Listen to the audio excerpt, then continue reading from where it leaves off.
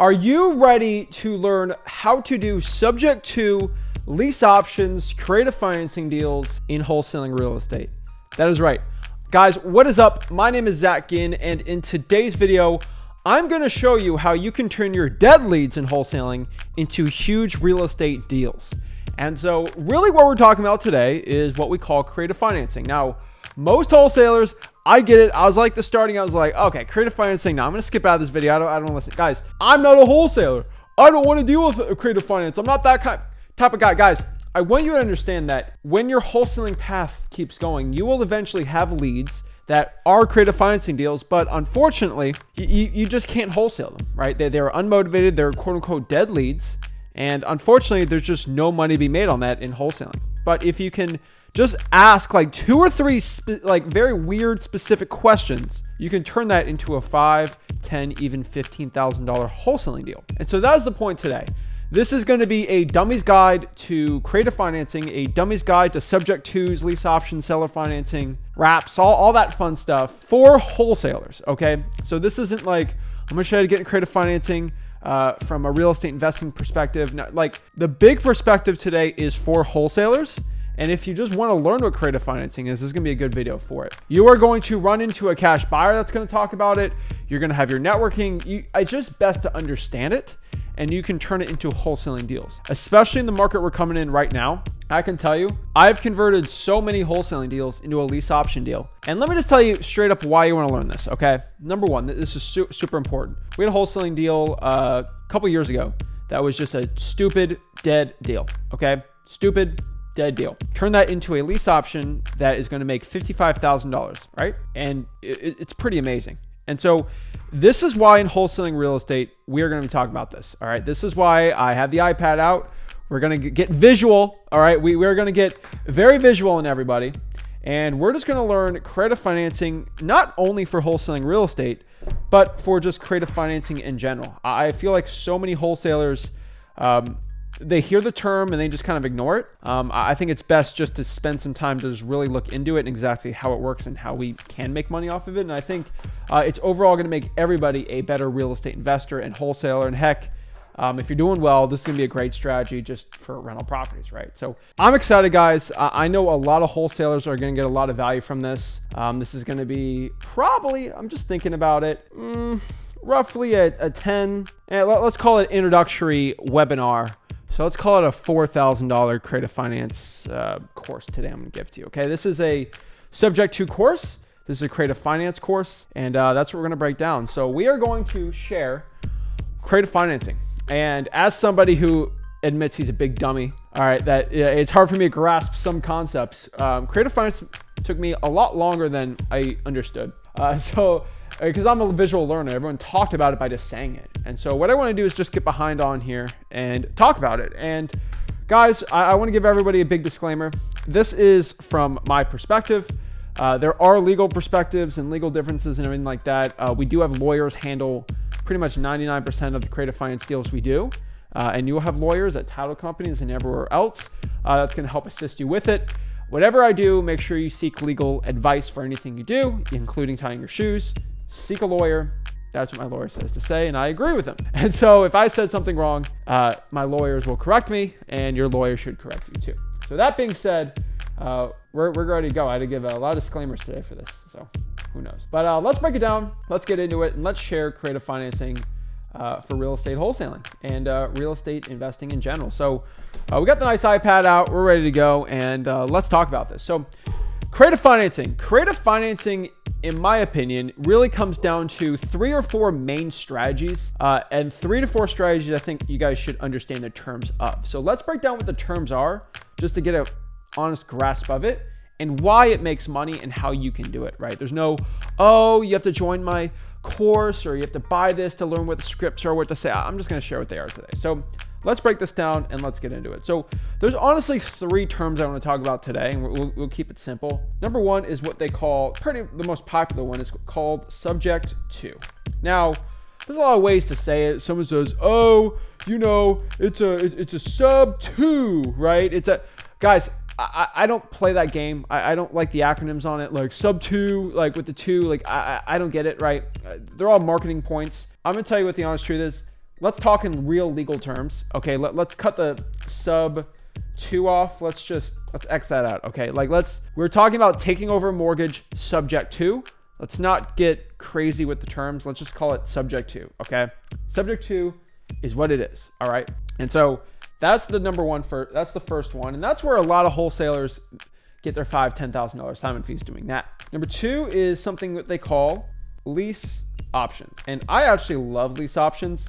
Some people don't like lease options because you can't make money forever on it, but they're really good $45,000-$50,000 deals, and you can really run them up. And the honest truth is, I would say most wholesaling leads are going to be lease options.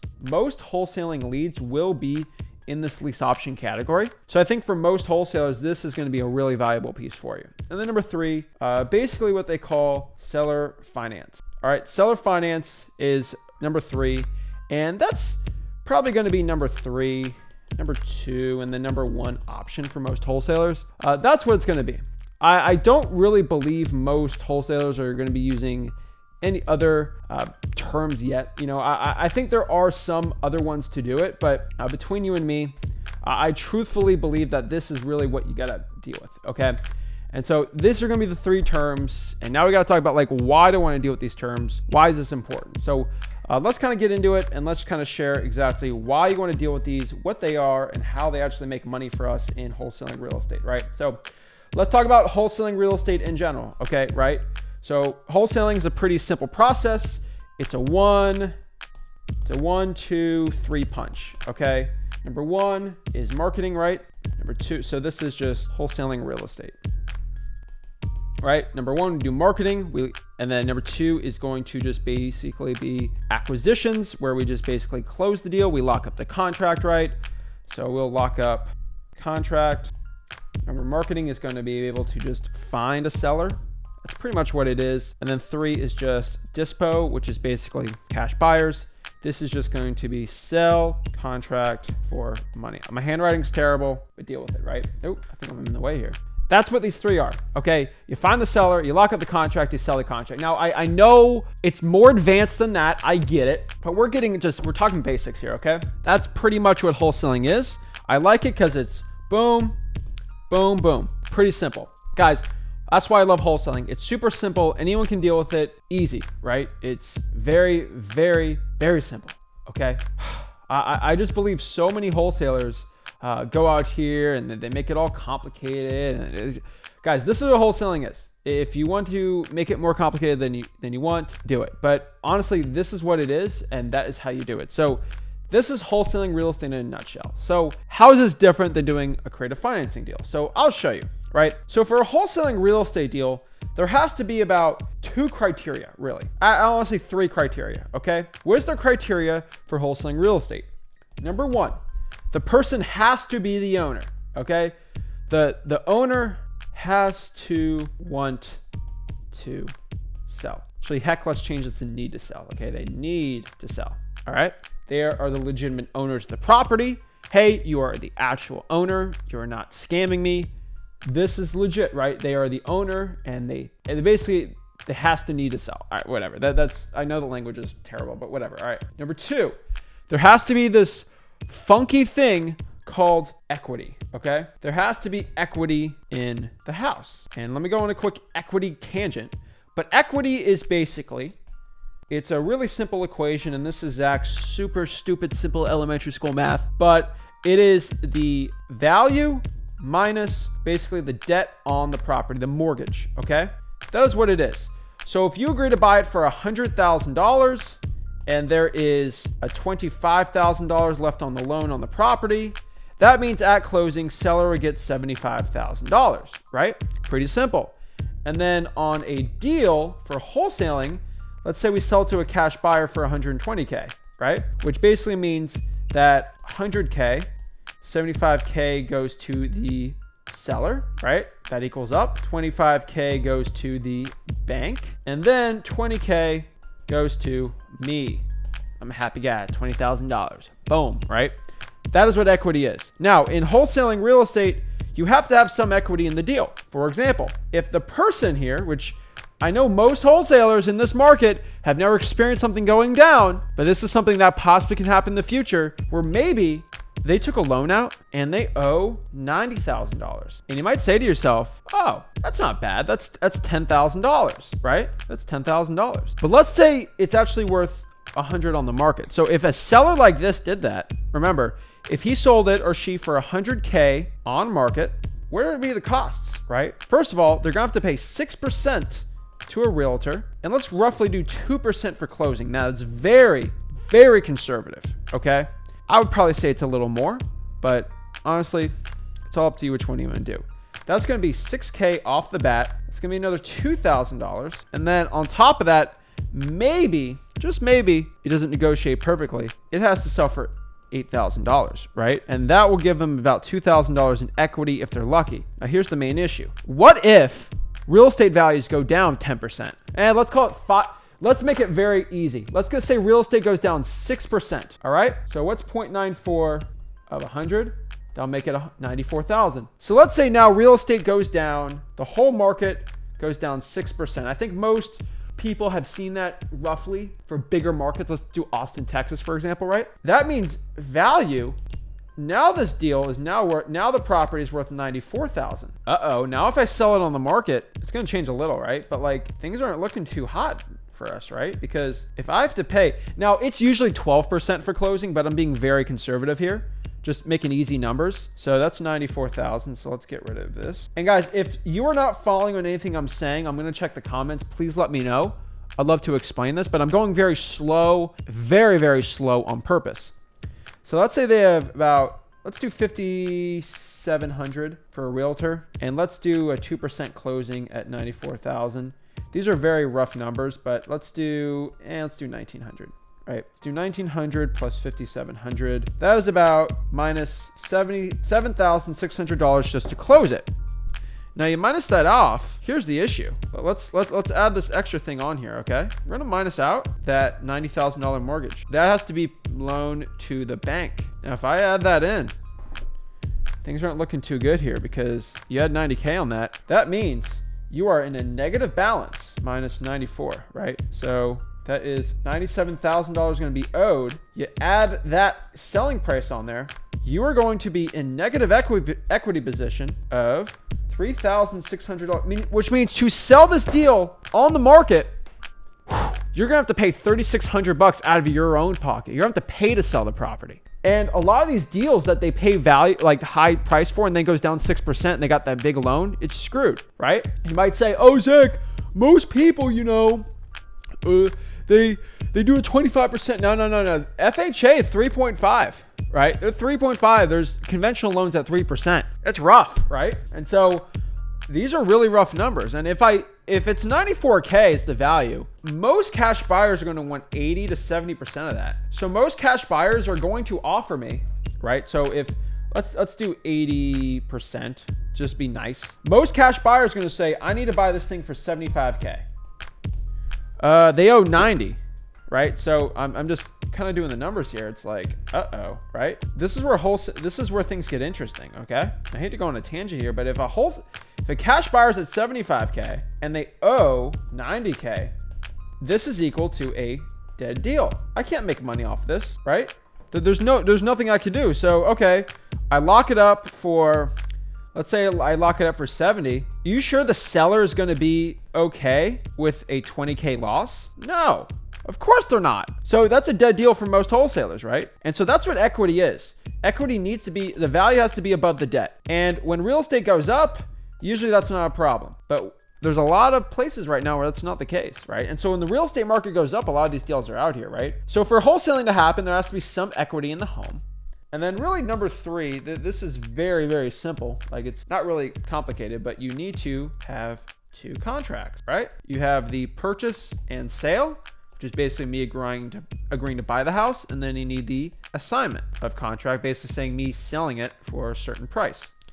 That's pretty much all the criteria you need for anyone in wholesaling to get a deal, right? You have to have the 2 contracts signed. Someone has to have equity in the house and they're the actual owner and they want to sell. That's pretty simple. If we have a probate, things get a little complicated, but that's really it. Now, let's talk about my rules for the creative financing and then we'll get into what it is, okay? Let's talk about a subject to, and my creative finance people are going to tear me up for this, for simplifying this in a way that probably not the best to simplify it, but honestly, it helps me grasp the concept. So that's why I'm talking about it. Number one, for a subject to, this is an absolute rule, but this is what I love. It has to have low to no equity. I like it because it rhymes. All right. No to low equity, which means there might be a couple, I would say at least 8% or less equity. That's what I like. You know, some people like 7, some people like 15. 8's going to be rough. So I think 15 is probably going to be the best for your marketing on it if you're going to market for it. But I would say roughly 8 or less. Okay. That's what I've seen. Low to no equity, subject to. Number 2, pretty simple, but the seller needs to sell, right? And why is this a point? The person, maybe they have a job in Nebraska, they have to deal with a sick aunt or uncle, and they have to go halfway across the country, and they got to do all this crazy stuff, and they're like, I have to move, right? Like, I have to, you know? And, you know, like, what are you going to do, right? They have to sell, but they have negative equity. What they do. And then number 3, this is going to be the truth. This is going to be something that's not talked about too much, but all options don't work. What do I mean by that? Let's elaborate on what all options don't work means. So we have a book here, and I do want to explain everybody on this book. So if you ever want to buy this book and try to prove me wrong, this is How Real Estate Fortunes Are Made by George Bokkal. I bring this book up to flex on every single real estate creative finance guru and wholesaling guru on the world. This is a book from, let's get the page number on here. This is a book from 1972. All right. I don't know if you guys can see it from here. This is a book from 1972. You see the pages are yellow. All right. Here's my boy George. All right. He was not a young man when he wrote this book. Okay. Since the 40s, he's been doing this. He talks about how to use leverage for sales and real estate wholesaling. He talks about how to do creative financing deals. He talks about how to take over mortgages subject to. He talks about this guy he was like the 50th guy to make a book like this, but this was one of the true OGs of real estate. Okay. Wholesaling, creative finance, he did it all. All right. He just didn't do one thing. So shout out to George Bokkal here. This is a real book. We actually on a flip, this book was actually in a probate deal we had. So that's how I knew it was actually happened. Okay. Now he's an icon. He's talked about these strategies. So before any of you broke real estate gurus say, Zach just said something that's patented for my course. No. George Bokkal right here talked about this in the 70s, how all other options don't work. Okay. And so these gurus, they think they've owned the world. Okay. When I talk about how to, sales, I use old Zig Ziglar, but like these are books you probably haven't heard of, but they get deals. And this is stuff I teach you. So I want to explain it because in about 4 creative finance courses where people have gotten very upset over me for teaching stuff like this because it was in their course and they're the ones who invented it, when I've been reading George Bokkal books for years now. Okay. And so I just wanted to get on a little tangent there to let you know that like, this is stuff people claim that they own, but they don't. All right. So all options. Oh, what is this? Get out of here. All right. All options don't work. What does that mean? So I hate to say this. Nobody wants to do a creative financing deal. That's a very controversial statement, but it's something that they need to do, right? And so let's talk about the options. So if you talk to a seller with low to no equity, okay, so when we're dealing with a seller who has a situation where they have low to no equity. Now, this is different from when in wholesaling, you deal with people with a lot of equity, so you don't really deal with these type of sellers. There are a decent amount out there. And so all options don't work, all right? What does this mean? All right, now there's a lot of ways to do it, but like number 1, okay, you have low equity. Why don't you sell with a realtor? Now I'll put the restricted trademark for my realtors out there so they feel good about themselves. Sell with a realtor. They're like, no, Zach, that doesn't work. I have to pay all these commissions and I'm going to owe money. I can't do that, right? Okay, fine. Number 2, why don't you just sell it to one of those we buy ugly houses guys? Right? Why don't you sell it to a wholesaler, right? Like me. No, right? They offered me $75,000. I owe $90,000. Dang it. Okay. Well, why don't you just rent it out and just wait for the real estate market to go up? You know, I thought about that, but number 1, I'm not a landlord. I'm not good at that. And number 2 is I can't afford 2 mortgage payments. You can't. Dang it. Okay. How about number 4? This is a good one. Why don't you do a short sale? Oh, what's a short sale? A short sale is basically when There's a lot of ways to say it, but that's basically when you go to the bank and you basically admit that you're underwater and you just kind of sell it and you kind of get out of it. But the problem is sometimes you have to go under bankruptcy. There's a lot of short sales are so different in every place, in every bank. And there are different definitions for it, but basically it's the process when you're underwater and you go to the bank and you kind of just wipe it clean, right?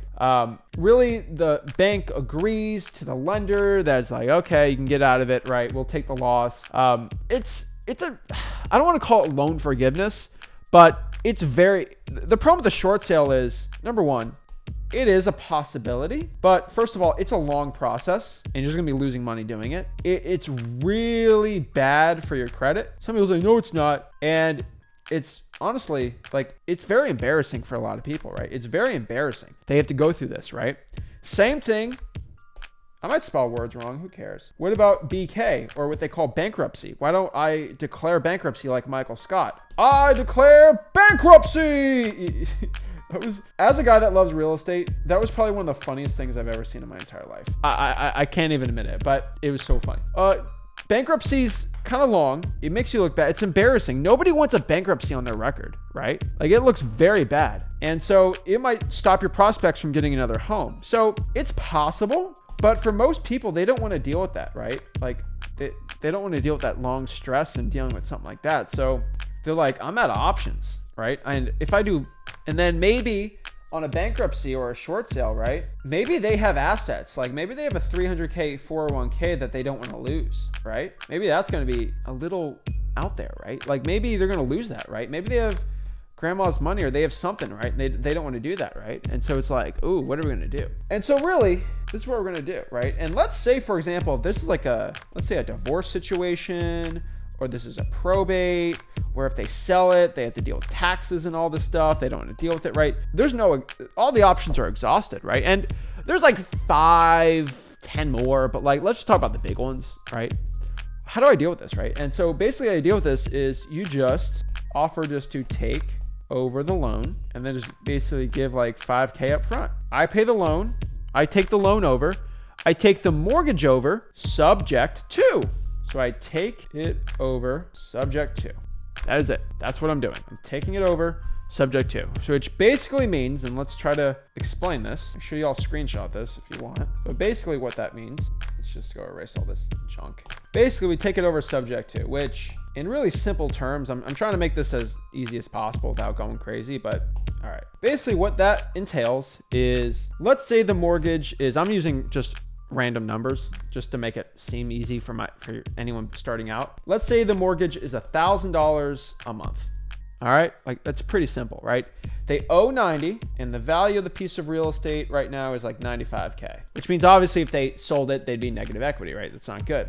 $1,000 a month. That includes principal and interest, right? Taxes, let's say for a property like that, let's call it $1,400 a year, which I know is low, but I'm just making this easy and simple for most people. And then let's say insurance is going to be roughly $100 a month, so $1,200. All right. Roughly that means it's going to be, what is that going to be? $2,600 plus 12. So $14,600 a year is what it costs basically to have the house. So that is what we're going to call principal plus interest plus taxes plus insurance is going to be what they call PITI. PITI. 14 grand a year. You can divide that by 12. So someone, what's the PITI, right? Like, so PITI would be, let's divide this by 12. It's going to be about $1,217 a month. That is what it costs basically to run it, right? That's pretty much it, right? Now we can go, oh, what if we could depreciate the property? What if I actually go out here and gain equity? Do I add that into the value? No. All right, like just what the cost is, okay? That being said, if I know roughly the PITA is 1217, this is what I look. So how do I tell if this is a good subject to deal or not, right? Basically what we're doing, and I'm going to just get all that tangent real quick, but let's say someone has their mortgage, right? And so they have the mortgage and they have negative equity, all right?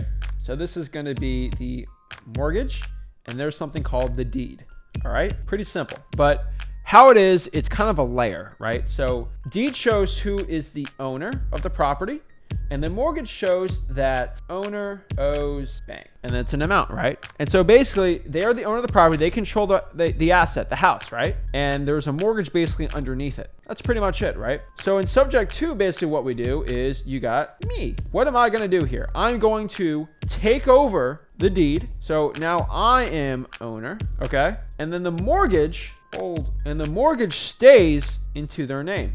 All right. And so I get the deed and the mortgage stays in old owners. Now there's land trusts. There's other things around that. I don't want to complicate it right now, but there are ways around this. But this is basically what it is. You pay the mortgage. And so what happens if, they say that's it. So I'm the owner now and I just pay off the mortgage, and I usually, what most people do is they put a renter in there and then make money off of it. But the question is, this is acquisitions, and this is probably the first thought you're going to have is like, the seller's going to be like, what if you don't pay? Oh my gosh, what do you do if you don't pay? Pretty simple, right? Like, you can explain it a bunch of ways, but if I don't pay, basically you can have basically a clause on your subject to where if I don't pay, you get back the deed, right? You can write it into a contract where the deed actually goes back to the person if I don't pay like one payment. Number two, I'm going to renovate the house, which basically means you get the value add on the renovation plus the equity I paid in with the mortgage. So you'll be making a ton of money. You probably want me to not to pay you because you'll automatically get that property over, right? And I'm screwed. So if I don't pay, I'm done, right? Like, you actually get the house back. I have renovated, and you can just sell it from there. And because of all the gained equity, you won't be underwater anymore. But that's never going to happen. And I got plenty of funds to pay for it, right? And you can explain, like, there's other ways to explain it, but let's just, I'm trying to do a speed run on this, right? And so that's the biggest question. What if you don't pay? So that's how a subject to works. So if I figure out my PITI is that a month, so what I'm going to, 1260, what is it? 14, 6, 12, 17. Oh my gosh, it looks terrible. All right. So let's just make this simple. All right. Where are we? All right. So if I know PITI is, let's say, $1,217 a month, I can rent this thing out to a renter for, let's say, $1,750. All right. $1,750 a month. Let's be very conservative here. Okay. Let's just, yeah. All right. So $1,750 a month. Now, the number is a little inflated. The mortgage is a little more than what it should be, and the rent's a little more than what it should be, but this is just for rough numbers. I do the math here. I figure out that leaves me around $533 a month in profit. I want to roughly have $250 to $300 for just basically cost of life, but that's pretty good, right? And so if I'm assuming it's going to be cost, it's not bad, but really $553 in profit is pretty good. And also on top of that, I'm going to pay the seller $5,000 up front. Pretty simple, right? So my main cost is basically $5,000. And so this is basically what it's going to cost me just to do a subject to, really. And there's lawyer's fees, so let's call it 6 with everything. So that means $533 of profit a month times 12. That is equal to $6,396 divided by my $6,000 in costs. That's pretty dang good. That is a 6,396 divided by 6,000. That is a 100 and I'll write it like this. That is a 106% cap rate, pretty much. That's insane, right? This is why subject to deals work really well. Now, on top of that too, right? There are costs to that, but like, management, fixing up the property, you can add that too. But like, also you got to add in the equity you gain every single month with your principal on top of appreciation. So that's basically when the house goes up in value. House increases in value. And you minus off the cost of it, the cap rate pretty much, it's roughly 100%. And so that's the point. And that's kind of how subject to works. Now, I'll say it like, I'll try to explain this like a simple way, but pretty much what I do is, I'll do purple. So this is Nancy, right? She's got a house, she's got a mortgage, and she's paying $1,000 a month and, $200 and like 100 for her PITI. So PITI, let's call it $1,200. All right.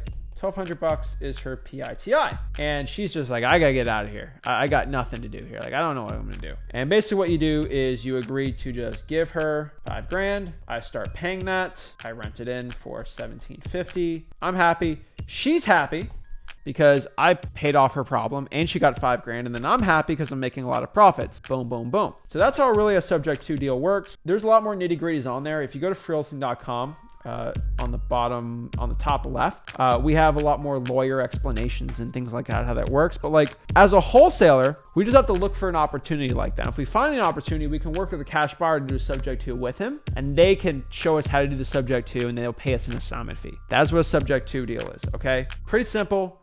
That's what it is. And I'm calling it simple, but if anyone has questions on it, please let me know in the comments. I'd love to explain and bring it up. But you can do this a lot of things. And so let's talk about lease options. Second thing here is what they call lease options.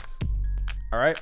Lease options is short for basically writing up a lease with an option to buy. All right, let's break down that word and let's break down all of it. Okay.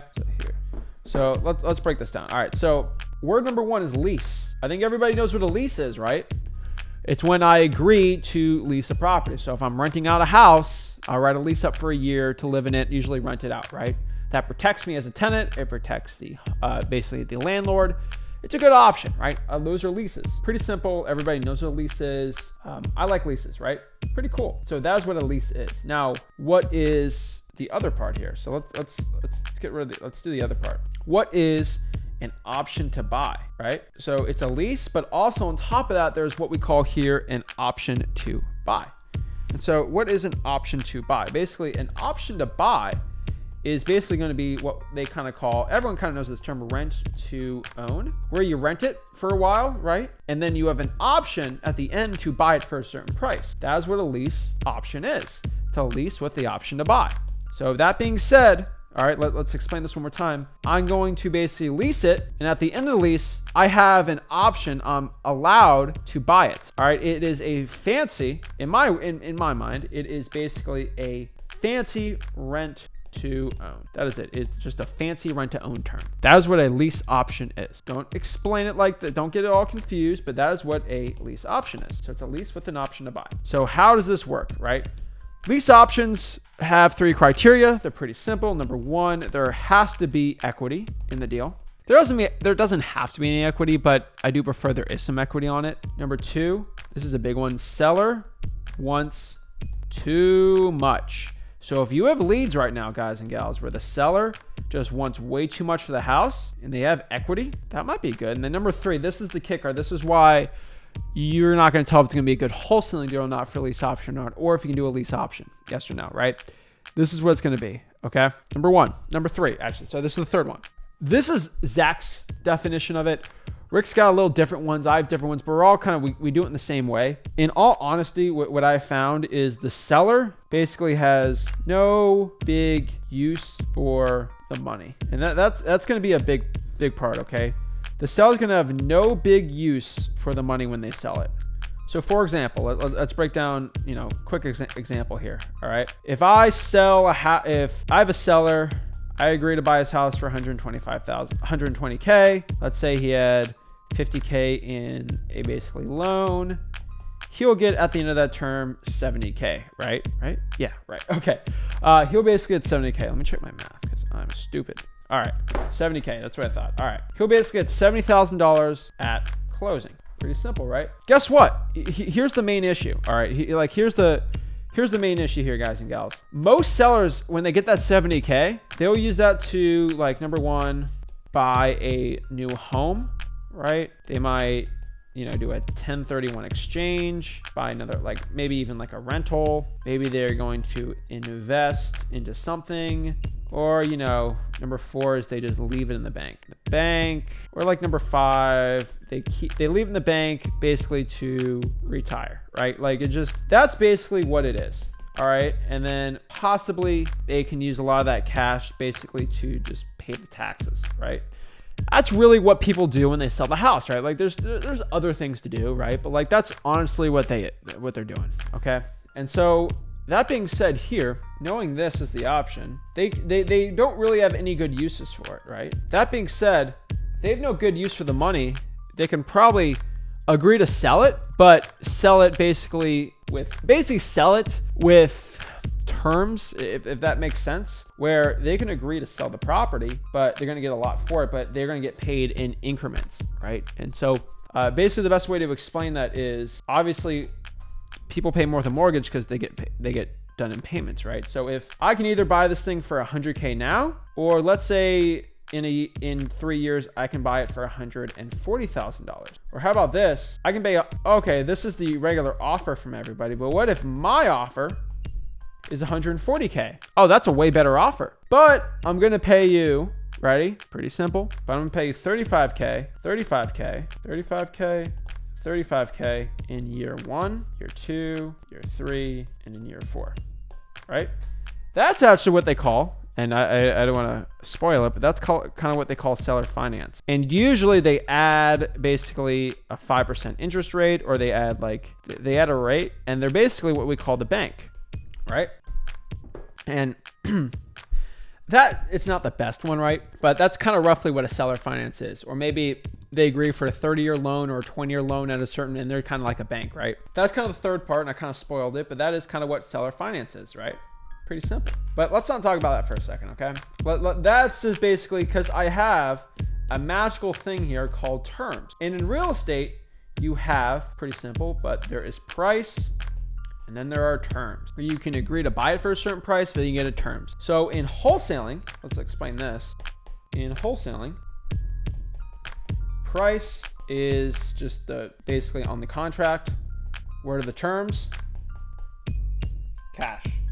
I buy it cash all at once at a date at closing. That is what a wholesaling deal is, right? Now, if I'm doing another type of deal, right? Let's just, let's do deal number 4. I don't know, right? Let's call it price can be the price we have in the contract, but let's say terms. I agree to pay $2K a month for 7 years. And so that's your terms. You are financing, right? You are just going to basically finance me the deal. But wait a second, you're telling me I can change this to, let's say 4,000, and then I can do 3 years. You're telling me I can change this to 1,000 and possibly do 15 years. I can do it and change it and be creative with it. If I can finance and be creative, that means I can have creative finance. Boom. Heads exploding right now. Creative financing.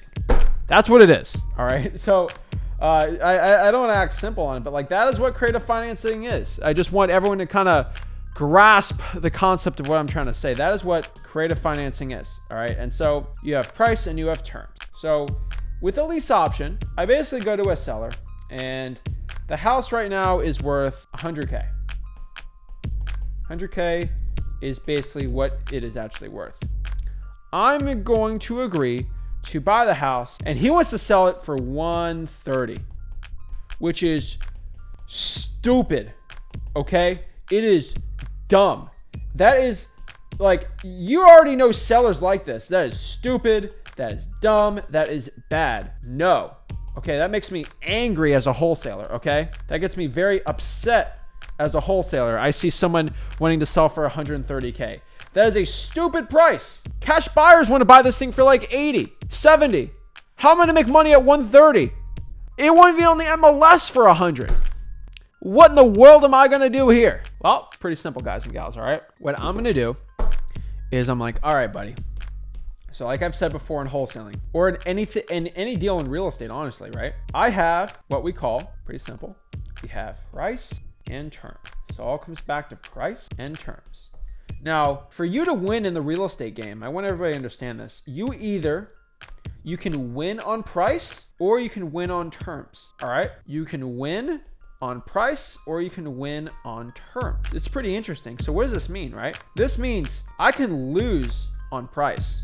I can lose on price. But if I just win on one thing, if I just win on terms, that actually equals a win. All right? If I have price, terms, and let's say, for example, I lose on terms, but I get a really good price, then that equals a win. But unfortunately, in price or terms, if I lose on price and the seller gets the terms he wants too that aren't favorable for me, that is an L. You'll lose here. not good, right? But again, kind of like everything, if there are 2 wins, then I win. Pretty simple game, right? I want everybody to understand. Simple, right?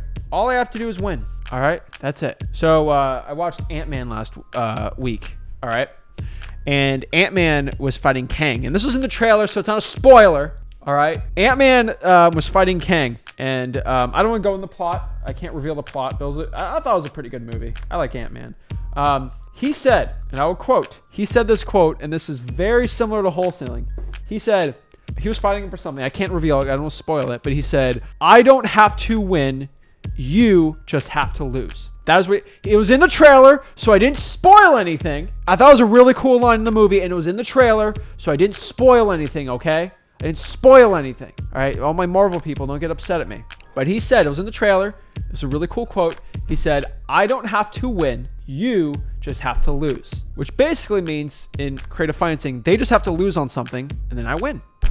And I think it's a pretty easy term to say, but like, that's how it works. And so take your script, like this is it. So if I have this deal right here, and let's erase the rest of this. Guys, you go on the YouTube channel, you can replay this, screenshot it, do whatever you want. Just, it's on the YouTube channel. I'll take some time and go over it. But like, so that being said, he wants way too much for the house. So he obviously, that's going to mean I'm going to lose on price.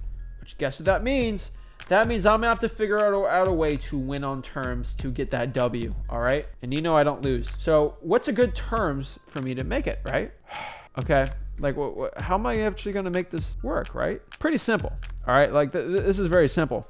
Okay, well, why don't I just learn from Zach what subject 2 is? So why don't I do a subject 2 with you? Oh, I didn't mention this. He owes nothing, 0 equity, or let's say $10,000. If let's say he owes 10,000. Let's do a couple examples. Let's say he owes 30K on this loan. That means at 130, he owed 30K on it. Basically what this means is, let's do the value and then let's say what's owed. He has 100K in equity, which means I would have to give him $100,000 and then pay the PITI. Here's the problem. It's like, I can't do a subject 2 on this. Like I could, but why am I going to drop 100K? And if he has all this values, like I just sell on the market, I'll make 100K.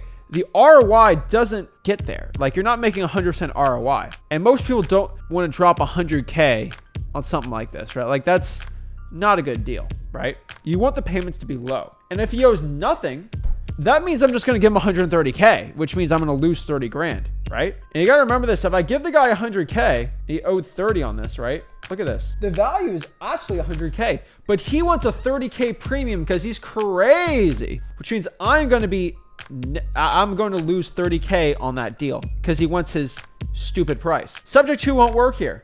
And if he owes nothing, you can't do a subject 2 because you're just giving him all cash. That's wholesaling, right? Wholesaling is subject 2. You just give the guy his terms too and the price. In wholesaling, you get the terms that they want, but you also get the price where they lose, where we win. We win on the price, we lose on the terms. So it's not good. At 1/3, they owe way too much. But what we can do here in this situation is what they call a lease option, right? Lease option, which basically we explain to the seller like, hey, Mr. Seller, I can do you 130 price. I know everyone's offering you 70, 80, but you're going to have to give me terms.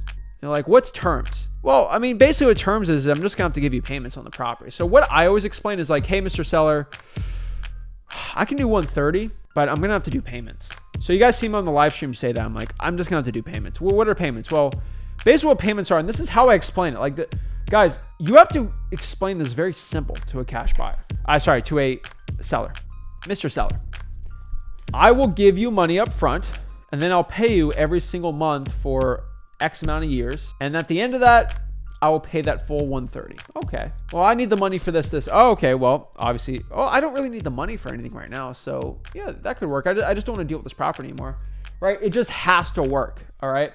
And so basically how at least with an option to buy it would work here is, let's just go over this to erase this. It's kind of, it's a fun term, but like, so let's do this. All right. So for this property, let's say we agree to give him let's do $10,000 up front. Okay. I like to look at this in like a box, but actually let's make this even simpler. Okay.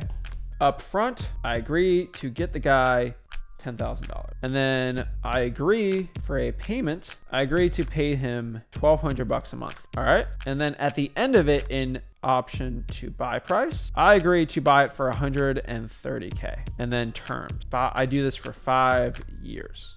All right, that is what it is. So basically what that means is this is what a lease option really looks like. All right, call this a lease option.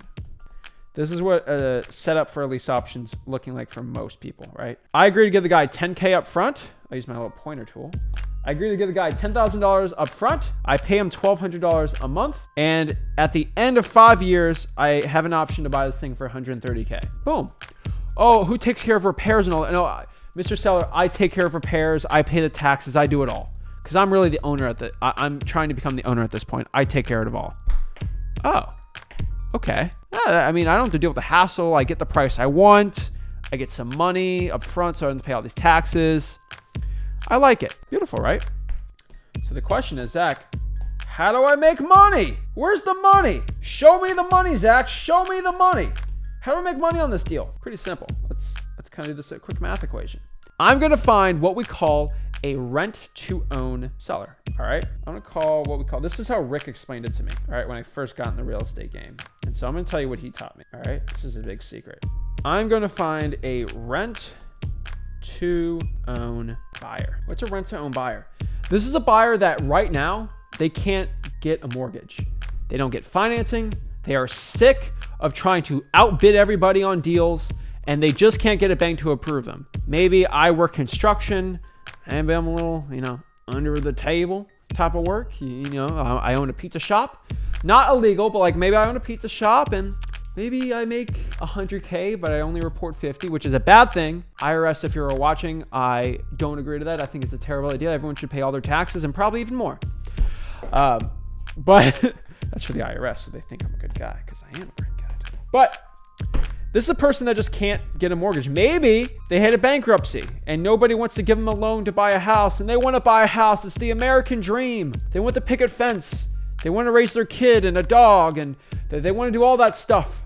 They just can't get a mortgage, but they know in 5 years, they know about 5 years they can get their credit there, right? Get some W-2 income, and then start getting a mortgage, right? They can do that in 5 years. They can repair everything of their issues, right? It takes that's a good amount of time to repair the credit. And then a bank will like to give them the thing, right? Boom. That's pretty cool. And so here's why a lease option works. I'm going to find one of those guys. Here's the problem I had when Rick was talking to me. I was like, there's no way somebody wants to do that. There's absolutely no way somebody is actually willing to go out here and be a rent to own buyer. That makes no sense. It's like, yeah, no, I didn't believe it until I actually started marketing for it. And there's a ton. All right. And actually more than ever. Right. And so what I'm going to do is find a rent to own buyer. And what they're going to do here is they're going to be squished in here. They are going to give me, $15K up front. They're going to pay $1,450 a month for 5 years. So no rent increases is actually a good deal for them. And they have an option to buy this thing for $70,000 in 5 years. And here's the thing. The seller might be like, Zach, what if you stop paying me? Oh, if you stop paying me, you got to keep my upfront payment. You keep that 10K. Wow, that's pretty good actually. And you get the house back and all the payments I gave you, you keep it. And I'll renovate the property, do whatever. I'll pay taxes and all that stuff. Oh, wow. Yeah, that's pretty cool. And I'll pay off your principal. I start paying your principal. That's pretty cool. And Zach, what if this rent to own buyer stops paying? What he says, you know what? I'm just not going to pay you anymore. Guess what? You keep their $15,000. You can float that $5,000, right? To pay off the payments and get another one. And then you get an extra $15,000 at the end. Boom. Pretty simple, right? It's easy. Easy money. And that being said here, this is why it works so well is you make money during 3 ways in the transaction. There's 3 ways to get paid. First, you get paid up front. So you get a quick $5,000 just for producing the deal. But Zach, I don't have $10,000. No. You pay the $10K up front on the first month. So you find this person first, pay $10K off of it, and then you make $5,000. It costs no money to do this. It's pretty cool, right? It costs no money to do this. $0. If you find a seller like this, you don't have to put up any money because they put up the $15,000, then you put up the 10. That's pretty cool, right? You get $5,000 up front. So let's make this a cash for money. $5,000 up front, and then I get paid every single month. All right, I get paid every single month. I get about $250K a month in what we love to call Cash flow, cash flow. I like cash flow. Money, money, money. Show me the money. There's money there, right? And then this is the sexy part. And at the end, when it's time to sell in 5 years, you have a nice big payday of 40 stinking smackaroos. Which means at the end of this, in 5 years, I'll get paid a grand total. Let's do this. $250 a month. Let's see, pop this up here. All right, where is it? All right, here it is. So I get paid $250. Oh, did I put K? Lord, what is wrong with me? $250 times 12, $3 grand for 5 years. It's about $15,000. So that's going to be about, it's going to be about 15 grand. So that means I'm getting 15 plus 5 plus 40. That's $60,000 you make in 5 years, which kind of comes down to $12K a year with no money.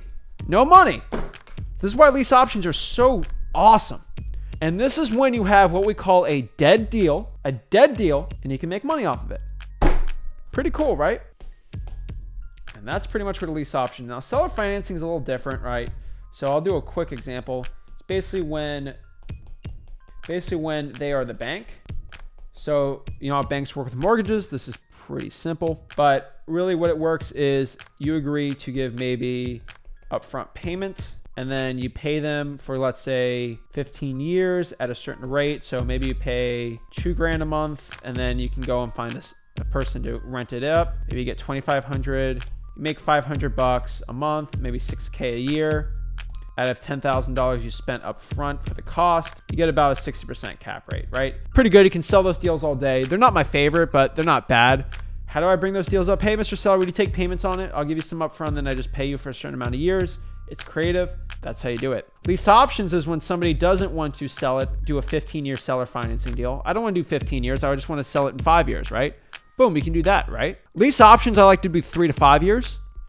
And then for a subject to, you can do them as much as you really want because it's kind of unlimited. You have the mortgage for 30 years, right? And so that's how it works. And so the last part here is, I know I'm running on a big tangent here, but I just wanted to break everything down. There was a lot here, but subject to is like, how do I pitch a subject to deal to somebody? Pretty simple. Hey, Mr. Seller, you don't have any options here. I mean, why don't I just take over your mortgage and just pay you up front and then I just pay the mortgage? I'll have the deed in my name, but if I don't pay, blah, blah, blah, blah, blah, right? You just get into the full spiel on it.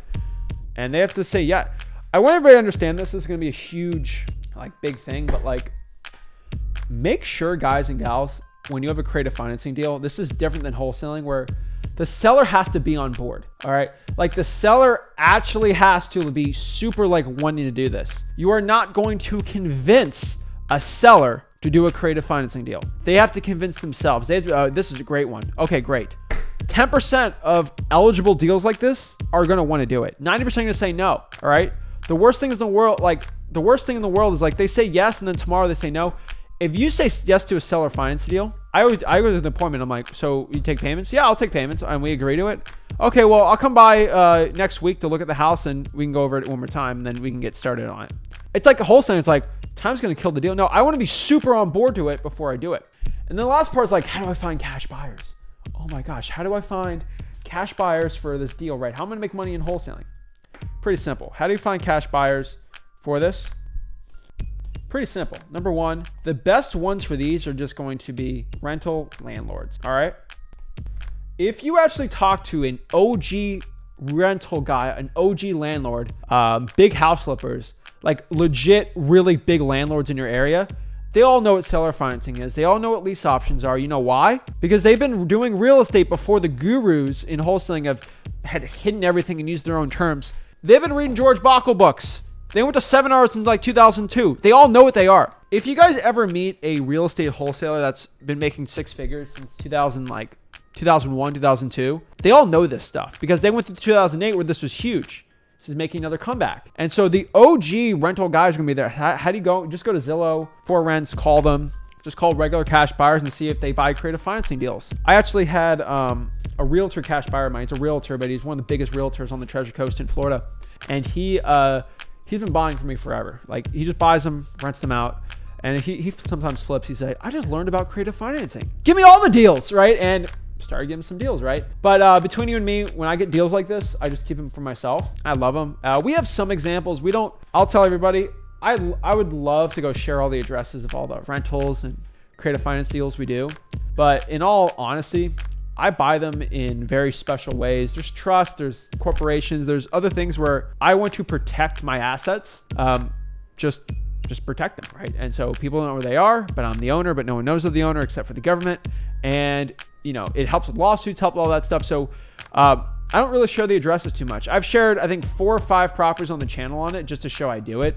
But I do a lot of, I do a very good amount because I'm in a great market for it, right? But I could tell you is, I wish I could show you more, but to keep our assets protected, I don't really show the addresses or anything like that. And that's kind of funny. But I'll tell you this, I love doing them. And I love doing them in a way because you can actually set them up in a way where your assets are protected. So it's a great strategy. I like it. So yeah, that is creative financing. I know I just said a lot there, but in all honesty, it's a great one.